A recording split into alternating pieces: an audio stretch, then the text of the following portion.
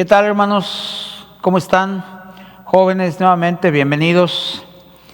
Hoy vamos a considerar el cuarto tema que tiene que ver con este módulo 5, y este tema tiene que ver con la excelencia. La excelencia, que de alguna manera es la antítesis de lo que vimos en el módulo anterior, que era la postergación. Y no sé si alguna vez te has tratado de imaginar cómo era la vida de Jesús como carpintero. Recuerda que él recibe el oficio de carpintero de parte de José, esposo de María, y él trabajaba en este taller. En aquella época, en la época del Señor Jesucristo, no había la maquinaria ni la herramienta industrializada que ahora tenemos. Aparte, como en todas partes y en todos los tiempos, siempre ha habido madera muy dura para trabajar, cedro, caoba, pero recordemos que ellos trabajaban con una madera muy dura en aquellas regiones, y cuando se les encargaba, sobre todo hablamos del Señor Jesucristo, un trabajo por hacer, ¿cómo te imaginas tú que pudo haber sido la vida del Señor como carpintero trabajando? ¿Cómo era su servicio dentro del taller? ¿Cómo era su atención con los compromisos que él tenía? Aquella madera con la que ellos trabajaban era una madera que se llamaba madera de acacia, que una de las características que tenía esta madera, la madera de acacia, es que era una madera muy dura, muy difícil de trabajar. ¿Y por qué menciono esto? Porque muchas veces cuando el material con el que se trabaja para hacer algún objeto es muy difícil, muchas veces lo más fácil es salirse por la tangente o hacer las cosas al ahí se va. O, dado el grado de dificultad que pueda representar el material, pues simple y sencillamente nada más cumplo. En esta lección vamos a tratar nosotros la situación de la excelencia, y nos lleva el autor del libro, dice: ¿te imaginas el taller de carpintería de José? Entras a un taller humilde donde José y Jesús están labrando puertas, mesas, sillas, yugos, arados, ¿sí? Los diseños pueden ser tanto funcionales más que decorativos. El taller es sencillo, con herramientas sencillas, probablemente la básica. ¿Cómo imaginas que era la calidad de aquellos trabajos? Muy probablemente eran trabajos tipo artesanal, pero de altísima calidad, de altísima excelencia. Me imagino que Jesús, dice el autor del libro, hacía un trabajo excelente. Pero no solamente era el trabajo de la excelencia de lo que entregaban, era también la excelencia en el tiempo. Era también la excelencia en el servicio. Era también la excelencia en el cuidado de los materiales y recursos. El Señor Jesucristo es Dios, hermanos, y Él es el creador, junto con las dos personas de la Trinidad, el Padre y el Espíritu Santo. Él es el creador de todo cuanto existe. Y encontramos nosotros en el relato de la creación, conforme van avanzando los días, que todo lo que Dios iba haciendo el Señor le llamaba que era bueno. Y al final, en el último día de la creación, señala la Escritura, que lo que el Señor hizo vio que era bueno en grande manera. Todo lo que Dios hace e hizo fue en calidad de excelencia. Y en el ministerio del Señor Jesucristo, también todo fue de excelencia. Leemos, por ejemplo, en las Escrituras, pregunto yo, ¿acaso leemos nosotros en las Escrituras que medio sanó a un enfermo? ¿O leemos nosotros en la Escritura que medio alimentó a las multitudes? ¿O leemos nosotros en la Escritura que medio perdonó pecados? Imaginemos nosotros, por ejemplo, en aquella escena donde llevan aquellos 4 amigos al paralítico, en aquella casa donde el Señor estaba enseñando, predicando el Evangelio, que rompen el techo para bajarlo en el lecho porque no podía caminar. Y ya en el suelo postrado el lecho de este varón, el Señor Jesucristo le dice: levántate, tus pecados te son perdonados. Lo que el Señor hace, hermanos, el Señor lo hace con excelencia, lo hace completo.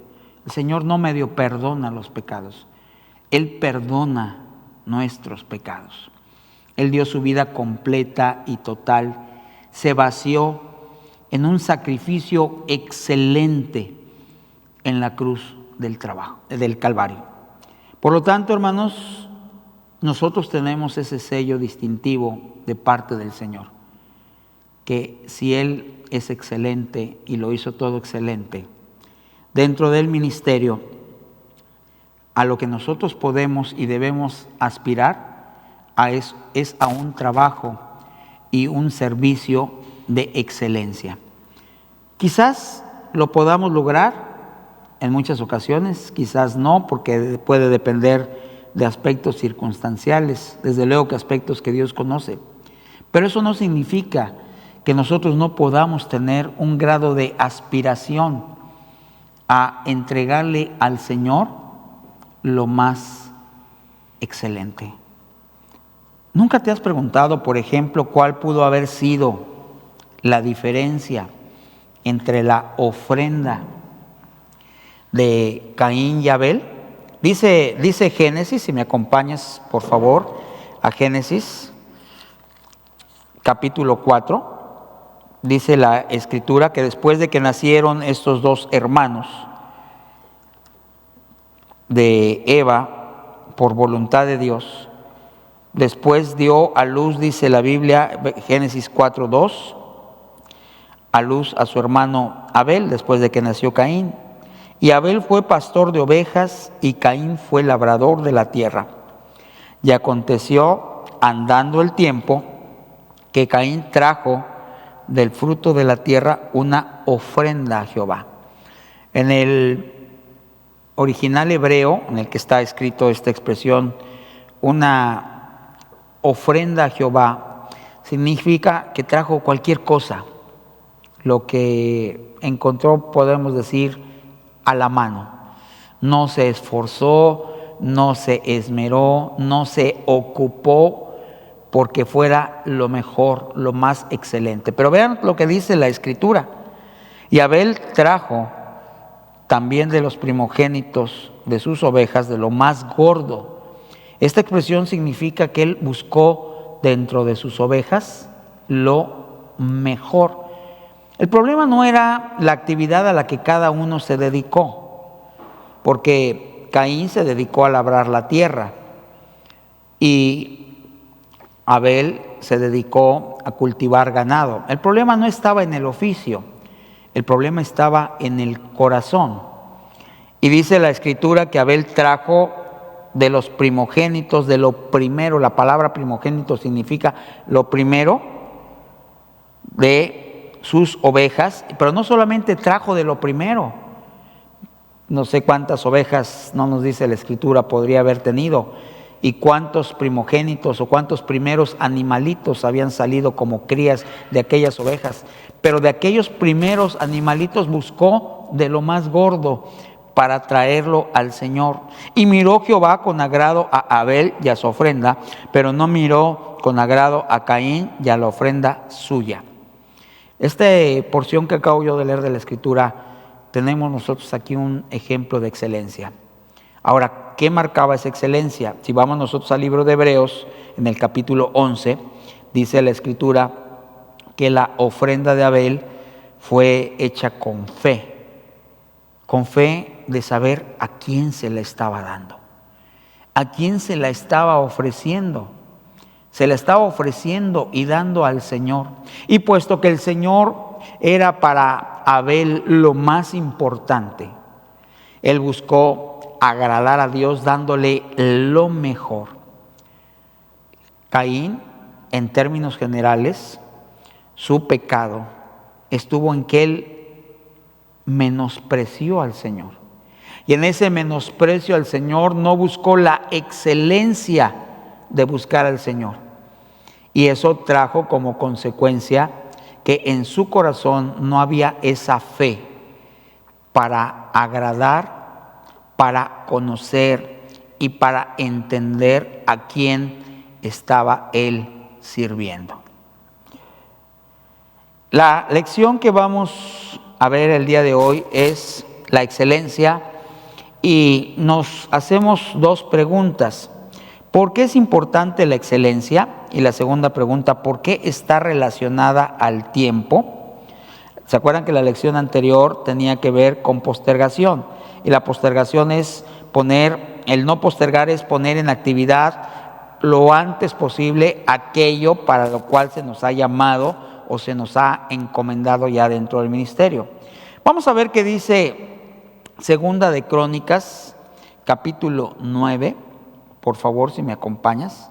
Segunda de Crónicas, capítulo 9, versos 1 y 9.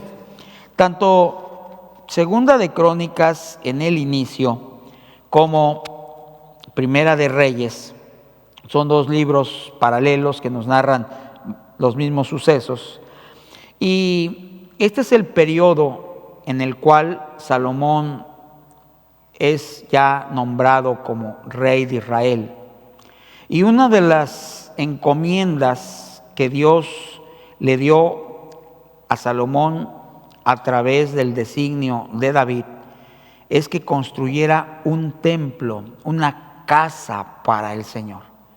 Solo que esta casa, dice una parte de esta narrativa bíblica, tenía que ser excelente, tenía que ser hermosa, tenía que ser primorosa, tenía que ser una construcción que diera testimonio de la grandeza del Dios de Israel, de la grandeza al cual servían. Pero no solamente tenía que ser la excelencia en función de los elementos o los materiales con los que iba a ser construida esta casa de oración, para lo cual David, dice la Escritura, que durante mucho tiempo se dedicó a guardar, a hacer acopio de lo mejor que había en aquella época, la mejor madera que había en aquella época, el mejor oro que había en aquella época. Incluso no se ocupó la plata porque no era estimada o no era valorada en los tiempos de Salomón. El bronce, para el altar de bronce, el altar de los sacrificios, tenía que ser el mejor bronce que había en aquella región, en aquella época. Pero la excelencia no solamente tenía que ver con los materiales, la excelencia tenía que ver también con el cuidado que tenía que ocuparse para levantar esa casa. Y tan es así ese grado de excelencia que dice la Escritura que las piedras con las que fueron labradas, las piedras que pasaron a formar parte del muro, esas piedras dicen que incluso fueron trazadas, fueron tratadas, fueron cortadas en un lugar aparte. Pero la excelencia no solamente tenía que ver con esto que acabo de señalar, también tenía que ver con el tiempo de ejecución de la obra. Había que hacer la obra en el tiempo que se requería, en el momento en que se requería, pero desde luego no postergando la obra. Y eso es lo que tiene que ver con nuestra lección. Segunda de Crónicas, capítulo 9, versos del 1 al 9. ¿Cuál fue uno de los frutos de esta excelencia de la casa que se levantó para el Señor? Dice la Escritura: y dio al rey 120 talentos en una visita que hizo la reina de Saba. Vemos nosotros, en este capítulo 9, versos del 1 al 2, oyendo la reina de Saba la fama de Salomón, vino a Jerusalén con un séquito muy grande, con camellos cargados de especies aromáticas, oro en abundancia, piedras preciosas para probar a Salomón con preguntas difíciles. Y luego que vino a Salomón, habló con él todo lo que en su corazón tenía. Pero Salomón le respondió todas sus preguntas, y nada hubo que Salomón no le contestase. Y viendo la reina de Saba la sabiduría de Salomón, y la casa que había edificado, y las viandas de su mesa, las habitaciones de sus oficiales, el estado de sus criados, y los vestidos de ellos, sus maestresalas y sus vestidos, la escalinata por donde subía la casa de Jehová, se quedó asombrada. Y dijo al rey: verdad es lo que había oído en mi tierra acerca de tus cosas y de tu sabiduría. Pero yo no creía las palabras de ellos hasta que he venido y mis ojos han visto. Y he aquí que ni aun la mitad de la grandeza de tu sabiduría me había sido dicha, porque tú superas la fama que ya había oído. Bienaventurados tus hombres y dichosos estos siervos tuyos que están delante de ti y oyen tu sabiduría. Bendito sea Jehová tu Dios, el cual se ha agradado de ti, para ponerte sobre su trono como rey para Jehová tu Dios, por cuanto tu Dios amó a Israel para afirmarlo perpetuamente. Por eso te ha puesto por rey sobre ellos, para que hagas juicio y justicia. Y dio al rey 120 talentos de oro y gran cantidad de especies aromáticas y piedras preciosas. Nunca hubo tales especies aromáticas como las que dio la reina de Saba al rey Salomón. ¿Cuál fue el resultado de esta excelencia, de ese cuidado, de ese esmero? Porque la excelencia tiene que ver con el cuidado, tiene que ver con el esmero. ¿A quién estamos sirviendo? ¿Cuál fue el resultado? La conversión de esta mujer, de esta reina que vino de un lugar muy lejano en África, de Saba, para estar y conocer la casa del Dios de Israel. Y una vez que vio la excelencia de la casa del Dios de Israel, se convirtió al Dios de Israel, tanto así que el Señor Jesucristo en los evangelios la cita y dice: la reina de Saba se levantará y condenará a los hombres de esta generación, porque vino de lejanas tierras y vio la gloria y dio testimonio de la gloria del Rey de Israel. Y no solamente dio testimonio, también dio su ofrenda. La reina de Saba fue atraída por la fama y la sabiduría de Salomón y buscó las respuestas a los misterios de la vida. Y Salomón respondió sabiamente a todas sus preguntas. Pero también la reina de Saba quedó impresionada por ver la sabiduría, el palacio, la comida, las habitaciones, los funcionarios, el estado y los vestidos de los criados, los coperos y sus vestidos, la entrada del templo. Quedó impresionada por la sabiduría de Salomón y por lo que vio. Y el resultado, no solamente su conversión, sino que ella no solamente reconoce esa sabiduría en Salomón, sino que alaba al Dios de Israel por lo que ella escuchó de esa sabiduría de Dios. Y sabía y entendía que esa sabiduría que Salomón tenía no provenía de él. Recordemos que al inicio de estos libros, tanto al inicio de Segunda de Crónicas como al inicio de Primera de Reyes, cuando Salomón es puesto en el trono y Dios le dice que le pida algo, él lo que le pide al Señor es sabiduría. ¿Cómo podemos nosotros tener esta excelencia? Bueno, pues tenemos este ejemplo, pidiéndole a Dios sabiduría. Santiago, en su carta, en el capítulo 1, nos invita precisamente a pedirle a Dios sabiduría, pero nos dice: pídala con fe, no dudando, porque el que duda es semejante a la onda de mar que va y viene. Ahí comienza esa excelencia. Dice el libro de Proverbios, que por cierto fue escrito por Salomón: el principio de la sabiduría es el temor de Jehová. ¿Qué es la excelencia?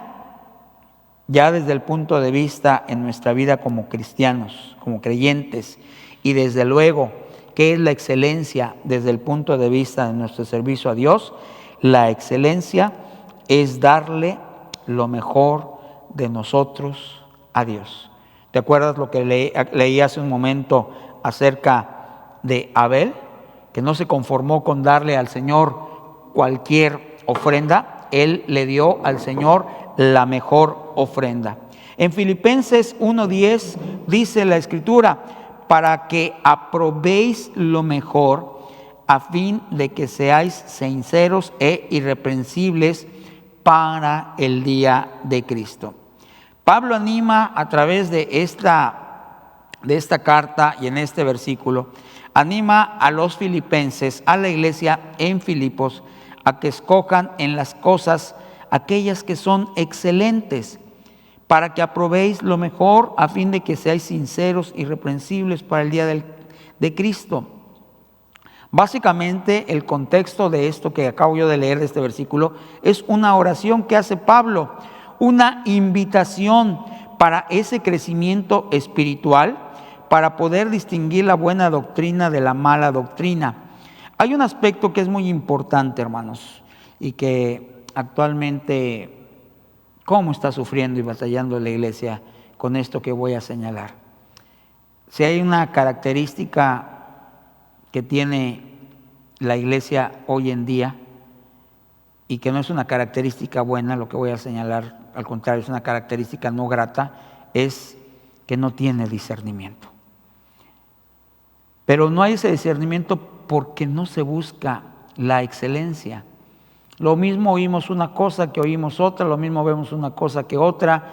¿Y cuál es el resultado de no buscar la excelencia? Y la excelencia, vuelvo a repetir, el principio de la sabiduría es el temor de Dios. ¿Y dónde está, hermanos, ese principio de sabiduría? Nosotros lo encontramos en la palabra de Dios. Pero ahora podemos nosotros encontrar que muchos grupos de estudio, muchos predicadores, muchos conferencistas hablan de todo, menos hablar de la palabra de Dios. No es un grado de excelencia que agrade a Dios. Pablo lo que está invitando aquí precisamente es que, basados ellos en una relación íntima y personal con Dios, que tenga precisamente, entre otras cosas, una profunda oración y meditación en la palabra, la iglesia pueda distinguir lo mejor de lo que no es mejor, de lo que es grato delante de Dios y de lo que no es grato delante de Dios. El término griego de afero significa diferir. Esto de manera implícita nos está diciendo sobrepasar, ser mejores, escoger algo más valioso, buscar lo mejor, encontrar lo excelente. Este término de afero, que significa diferir, se aplicaba como prueba de metales. Nosotros actualmente sabemos o entendemos quizás un poquito de esto, ¿no? Si tú tomas una joya, ¿cómo puedo distinguir, por ejemplo, si esto que yo tengo en mi mano es oro o acero inoxidable? Pues hay un líquido, hay una combinación de ácido sulfúrico y ácido clorhídrico que se mezclan y los ponen, y inmediatamente, de acuerdo al color del líquido, se detecta si es o no es oro. Cuando no es oro, cualquier resultado de lo que no sea oro, ese material se va a manchar, y aparte el líquido va a salir manchado, ¿sí? Pero cuando es oro, los ácidos no le hacen absolutamente nada. ¿Cuál es la prueba de ácido para aquello que nosotros buscamos como excelencia? ¿Cuál es ese ácido que de alguna manera hace la prueba en aquello que estamos oyendo, recibiendo y compartiendo? La palabra de Dios. Pablo insta a la iglesia que deba conocer la diferencia entre lo bueno y lo malo, la diferencia entre lo mediocre y lo excelente. Pablo es un hombre que se esforzó mucho por vivir una vida que era excelente. ¿Para quién? Porque también ese es el otro aspecto. ¿Para quién quiero ser excelente? En primera instancia, para el Señor Jesucristo. Dice Pablo en Filipenses 3:12, no que lo haya alcanzado ya, ni que ya sea perfecto, sino que prosigo por ver si logro asir aquello para lo cual también fue asido por Cristo Jesús. Filipenses 3:12. Salomón también expresó un pensamiento similar en Eclesiastés, ya después de que había vivido toda una vida de sinsabores también por haberse alejado del Señor. Dice, todo lo que te viniere a la mano para hacer, hazlo según tus fuerzas, pero recordemos que también él acuñó esta famosa frase inspirada por el Espíritu Santo: vanidad de vanidades, todo es vanidad, pero también inspirado por el Espíritu Santo, el principio de la sabiduría es el temor de Jehová, y la inteligencia, el conocimiento de Dios. Debemos entender que la excelencia no es perfección. La excelencia es una actitud, y la actitud se demuestra o se muestra o se evidencia a través de un proceso. La excelencia no es un logro, porque siendo nosotros imperfectos, muchas veces no vamos a llegar. La excelencia más bien tiende a ver los obstáculos como oportunidades. Entonces, ¿qué entendemos nosotros por excelencia? Vamos a ver ahorita 5 acepciones o 5 conceptos o 5 criterios con los cuales nosotros vamos a poder determinar el grado de excelencia. El primero de ellos, entendamos que la excelencia es un estándar, una meta, una medida. La excelencia necesita una meta. Debe haber una descripción del estándar, ya que cuando la excelencia aumenta el estándar, necesitamos determinar qué tan alto será ese estándar. Cuando es algo suficientemente bueno, sabemos que la excelencia no es perfección, pero ¿cuál es ese estándar? Aquí nos narra el ejemplo de un equipo de fútbol. Un ejemplo de un equipo de fútbol dice que tiene un compromiso con la excelencia. ¿Qué significa eso? Ningún equipo tendrá una temporada perfecta.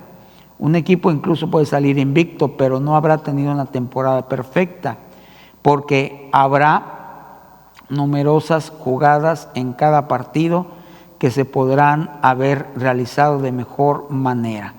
Tal vez el compromiso de la excelencia se refiere a ganar un campeonato mundial, o tal vez llegar a jugar un torneo mundial, o lograr las eliminatorias, una medalla de oro en las Olimpiadas, por ejemplo. Una vez que tienes un estándar, puedes comenzar a trabajar hacia ese estándar. Desde luego que siempre todos los ejemplos humanos y todos los ejemplos terrenales jamás tendrán comparación con el reino de los cielos, porque el reino de los cielos es el reino de los cielos, hermanos. Pero sí podemos entender nosotros, a veces basados en ejemplos de esta naturaleza, un poquito, ¿no? Si hablamos de fútbol, podemos decir que hay equipos de primer nivel que están siempre hasta arriba de la tabla, los que están a media tabla y los que están abajo de la tabla a punto de descender o que ya descendieron. ¿Hay grados de excelencia en la vida cristiana? ¿Hay grados de excelencia en la vida cristiana? Desde luego que sí, hermanos, hay grados de excelencia en la vida cristiana. Entendemos, desde luego, y así lo enseñamos aquí en Calvary, desde luego entendemos, hermanos, que nosotros estamos en un proceso donde Dios va tratando con nosotros, donde Dios va limando aquello, va quitando aquello, va poniendo aquellas cosas que no solamente nos relacionan con Él, sino que nos muestran ese grado de crecimiento en nuestra vida espiritual. Pero sin duda alguna, hermanos, en la vida cristiana sí hay un estándar, sí hay grado de excelencia. Y ese grado de excelencia inicia, hermanos, en qué tanto nosotros cuidamos esa relación con Dios. La relación ya la tenemos. No tuvimos que pagar ningún precio. No podemos hacer nada para comprar esa relación con Dios. Esa relación fue comprada, conquistada por nuestro Señor Jesucristo con su muerte en la cruz del Calvario. Nosotros no podemos ya añadir nada a eso. Eso lo tenemos claro. Pero a partir de ese momento, ¿qué tanto nosotros tenemos ese grado de excelencia? Hace no mucho, par de domingos atrás, me tocó predicar aquí en Calvary, un tema libre, y escogí como tema libre la época o el periodo en el que Noé construyó el arca, donde él y 7 personas más, 8 en total, se salvaron por órdenes del Señor, por instrucción del Señor, por elección del Señor. Y el Señor le dio las medidas de la barca que tenía que hacer. Le dijo el material que tenía que escoger, madera de acacia. Le dijo el Señor cómo y qué especies tenía que meter en el arca, el alimento que tenía que proveer al arca. Pero hay una instrucción que a mí en lo particular me impactó, y que es la instrucción que yo ahorita les quiero puntualizar en base a esta lección que estamos leyendo. Dice la Biblia que el Señor le dijo que calafatearás la barca por dentro y por fuera.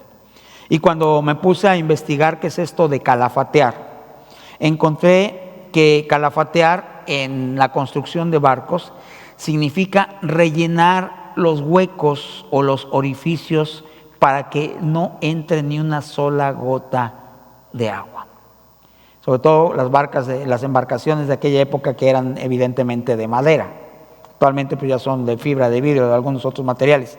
Pero de alguna manera lo que tenía o que tuvo que hacer Noé fue juntar estopa. La estopa que hablamos no es la estopa que nosotros conocemos de una ferretería convencional, sino la estopa era musgo que se obtenía de plantas o de raíces de árboles, y formaba esa estopa, y el Señor le dijo que la sumergiera en brea, ¿sí?, en aceite, y que lo que tenía que hacer Noé era poner esa estopa remojada en aceite entre los huecos que quedaban entre tabla y tabla.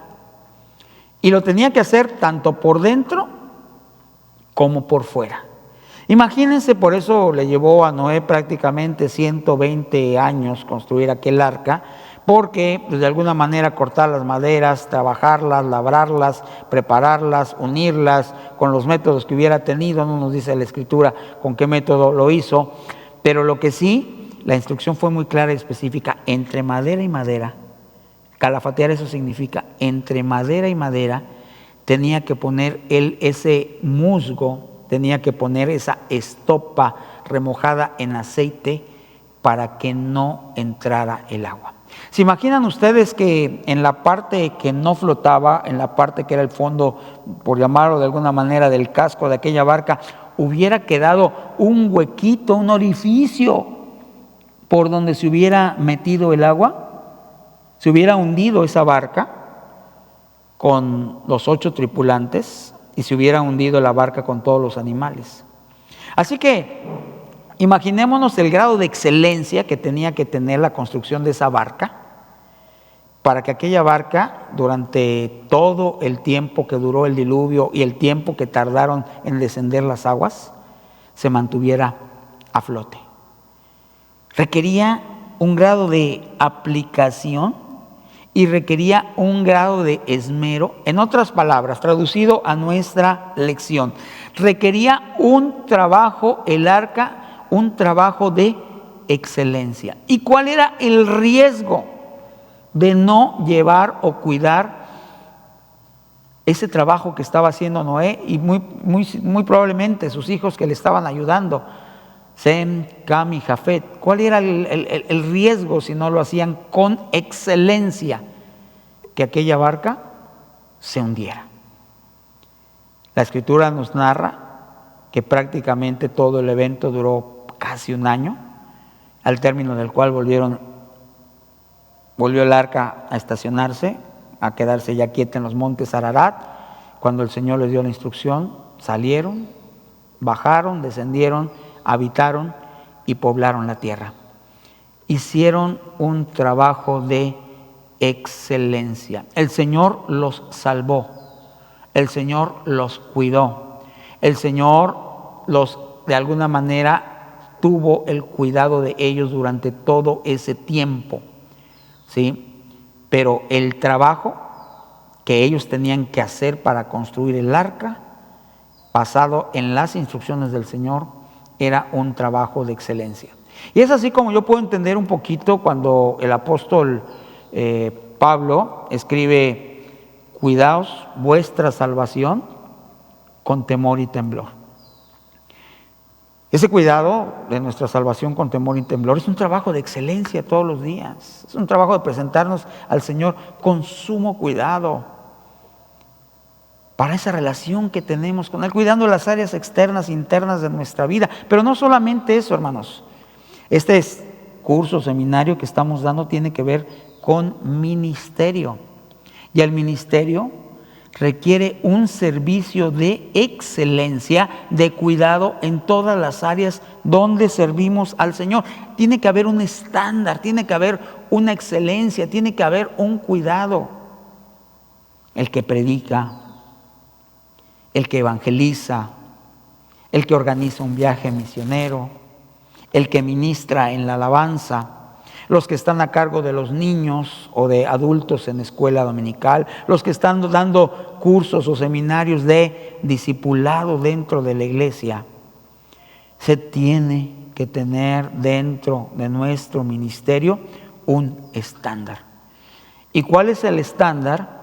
El estándar para nosotros es lo mejor, darle lo mejor al Señor, como lo hizo Abel cuando le presentó al Señor de aquella ofrenda, de aquel servicio, de aquel cuidado, de aquella abnegación al Señor. Presentó al Señor lo mejor, de lo mejor, y si quisieran preguntarme, muy probablemente en grado superlativo, le dio lo mejor, de lo mejor, de lo mejor. Otro aspecto importante que forma esta lección es disciplina. Para llegar a ser excelentes necesitamos trabajar hacia el estándar. Aquí dice: los atletas deben madrugar y entrenar para mejorar sus habilidades. El apóstol Pablo habló de los atletas. Ninguno que se inscribe en una carrera, ¿sí?, de alguna manera se enreda en las cosas del mundo, sino que cuida. El que se mete al servicio militar, también señalaba el apóstol Pablo, dentro de un ejército, aquel que sirve dentro de un ejército como soldado, cuida su vida. Ese es un servicio de excelencia. Vuelvo a reiterar, y tomando el mismo ejemplo de Noé, la construcción del arca. No hicieron cualquier arca. Con disciplina se dedicaron durante años y años y años a trabajar en ella.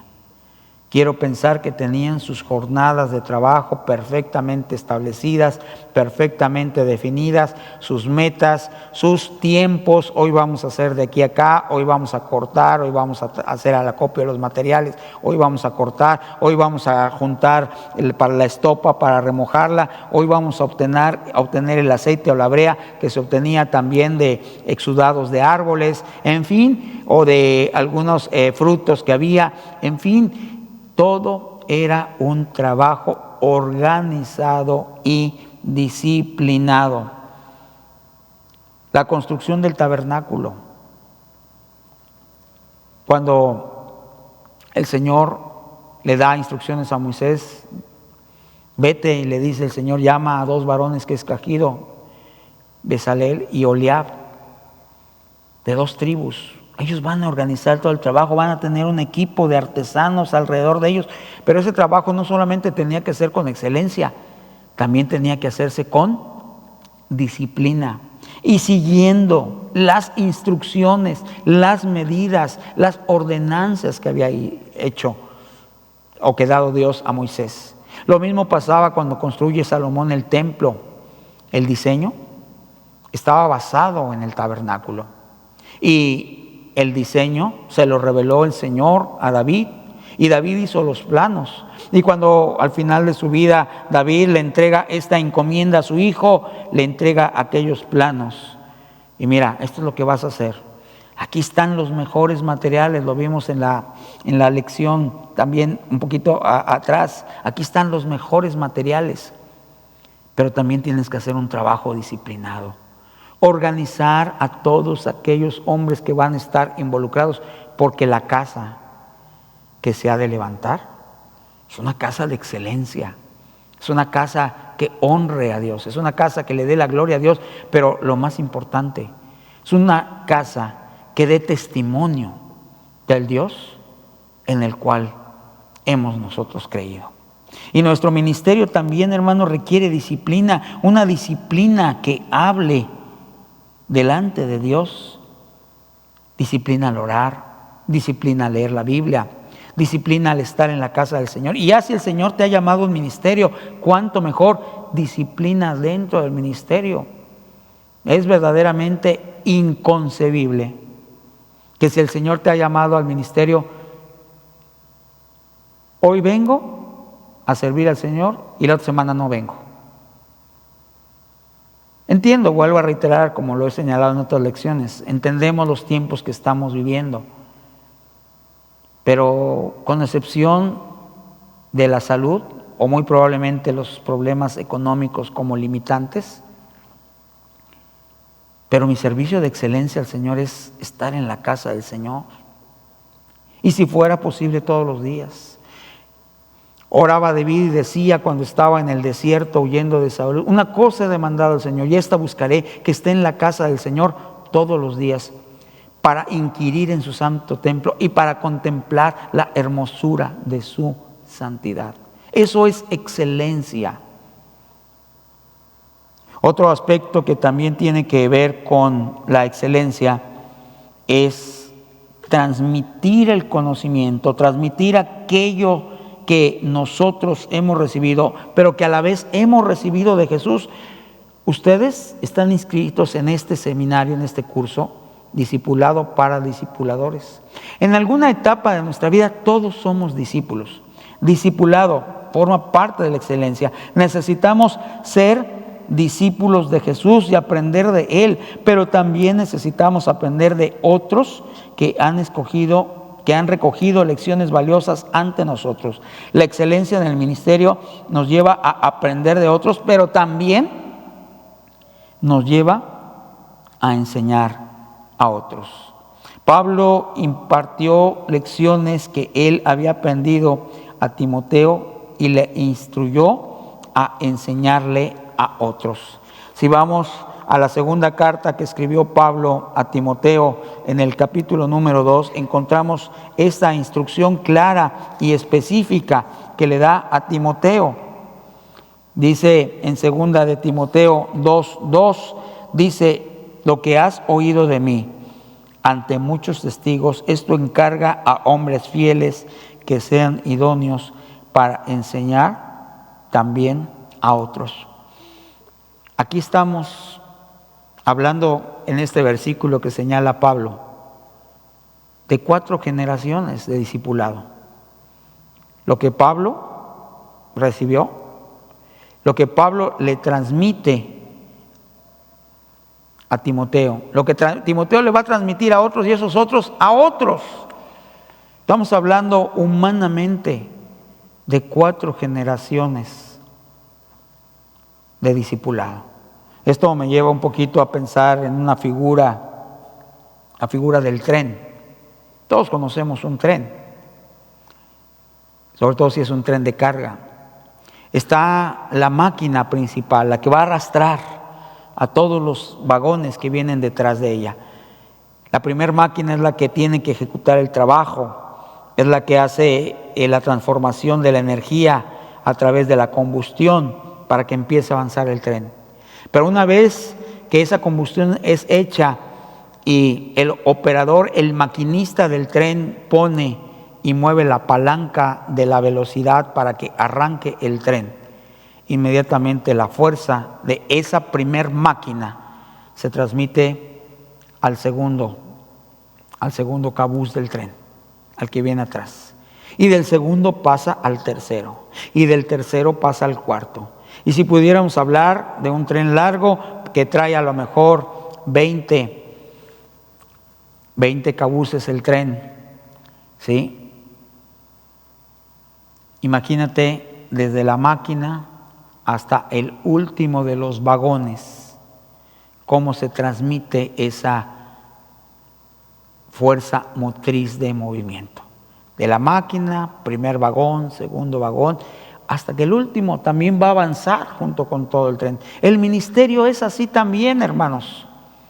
El Señor nos ha llamado, el Señor nos da las instrucciones, nos muestra el camino, nos dice qué es lo que tenemos que hacer, ir y predicar el evangelio a toda criatura. Nos da esa explosión, hermanos, de ese precioso poder de Dios que es el Espíritu Santo, esa dinamita, ese dynamite que se maneja, hermanos, en el griego original, cuando ellos reciben el poder del Espíritu Santo en el libro de los Hechos. Pero a partir de ahí la iglesia comienza, y los primeros discípulos eran precisamente esas máquinas. Pero de ahí ellos tenían que ir transmitiendo a los demás para que toda la iglesia, como un tren bien unido o coordinado, caminara. El ministerio también es así, hermanos.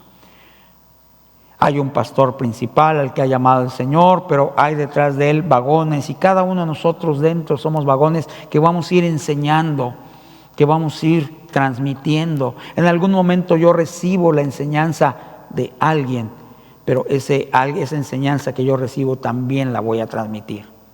¿Y ese alguien de quién recibe la enseñanza? De una relación unida y permanente con el Señor. Así que el discipulado forma parte importante de esto. La responsabilidad. Necesitamos estar dispuestos a rendir cuentas a otros como líderes y miembros de nuestro equipo.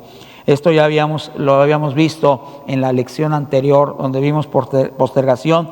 También informar a otros, rendir cuentas. Necesitamos estar dispuestos a recibir observaciones. ¿Por qué es importante esto? Porque esos cuidados, esos señalamientos que en muchas de las ocasiones van a venir de personas, de hermanos, de obreros que el Señor ha levantado, de esos obreros que el Señor ha, hermanos, llamados y que ya tienen un grado de experiencia, vamos a recibir esas instrucciones. Y esas instrucciones nos van a permitir, ¿sí?,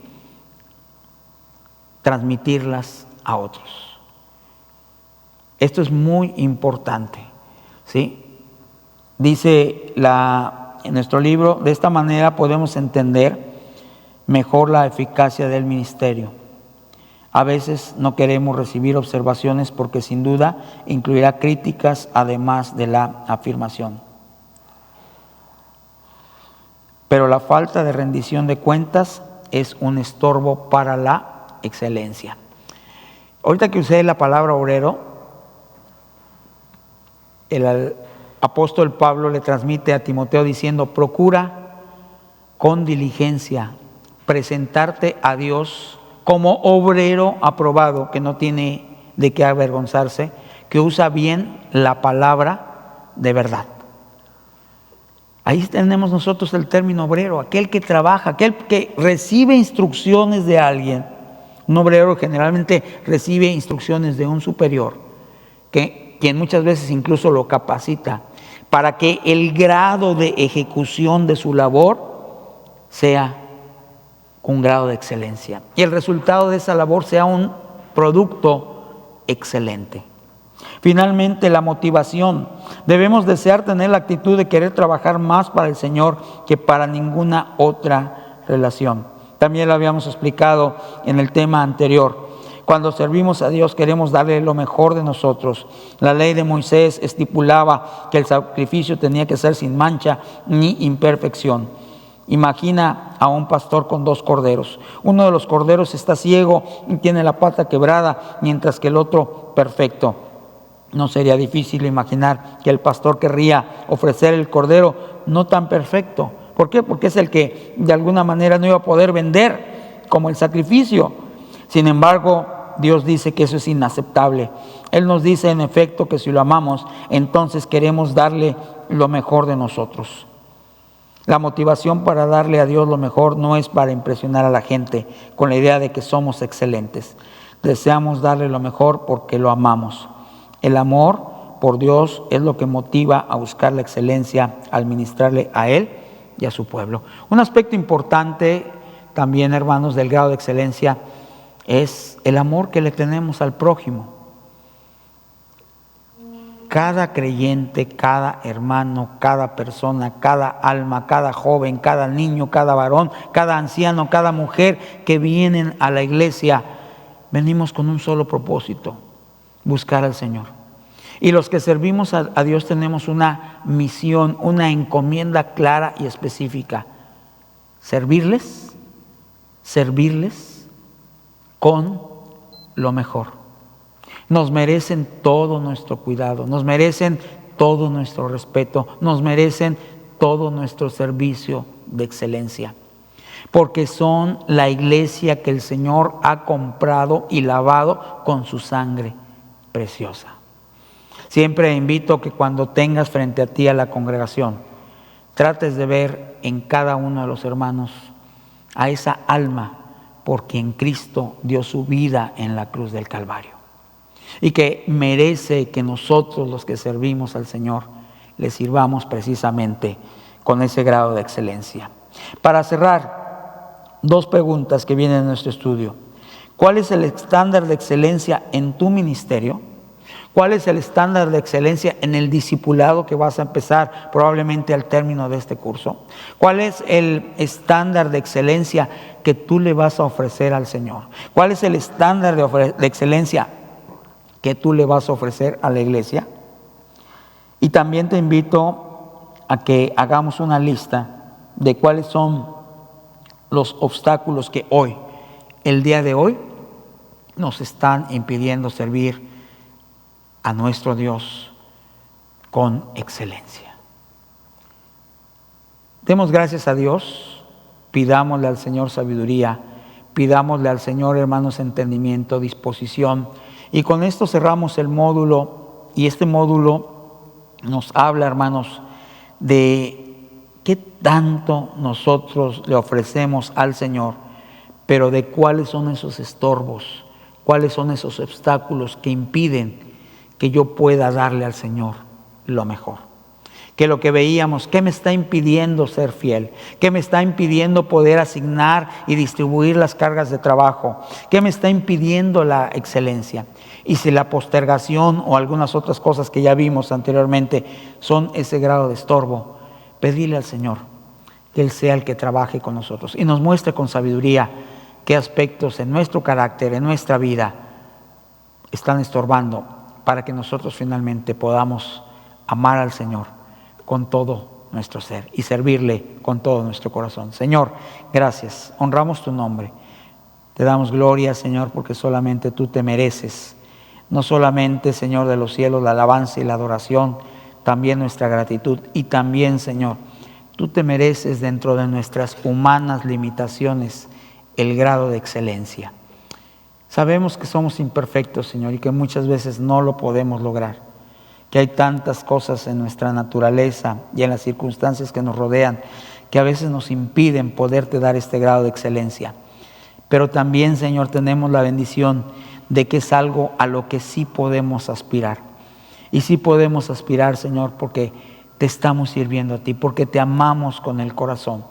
Pedimos, Señor, que nos ayudes, nos guardes y nos guíes y muestres en nosotros precisamente todas aquellas áreas que podamos presentar delante de ti para que tú vayas trabajando, quitando, Señor, de los cielos, ayudándonos a desechar aquello, Señor, que nos estorba, para poder en este módulo, como lo vimos, ser fieles a ti, designar correctamente todo el trabajo y servirte con excelencia.